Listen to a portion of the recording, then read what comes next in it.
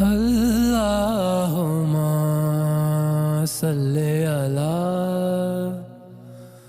حضرت نعمان بن بشیر رضی اللہ تعالی عنہما سے روایت ہے کہ نبی کریم صلی اللہ علیہ وآلہ وسلم نے ارشاد فرمایا، حلال کھلا ہوا ہے اور حرام بھی کھلا ہوا ہے، اور ان دونوں کے درمیان بعض چیزیں شبہ کی ہیں جن کو بہت لوگ نہیں جانتے کہ حلال ہیں یا حرام۔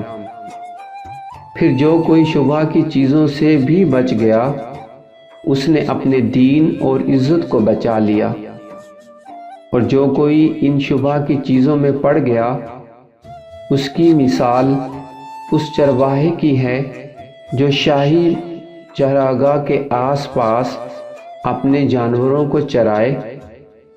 وہ قریب ہے کہ کبھی اس چراگاہ کے اندر گھس جائے اور شاہی مجرم قرار پائے۔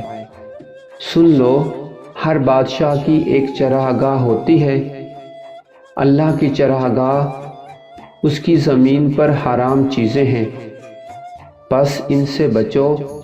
اور سن لو، بدن میں ایک گوشت کا ٹکڑا ہے، جب وہ درست ہوگا سارا بدن درست ہوگا، اور جہاں بگڑا سارا بدن بگڑ گیا۔ سن لو، وہ ٹکڑا آدمی کا دل ہے۔ صحیح بخاری حدیث نمبر 52۔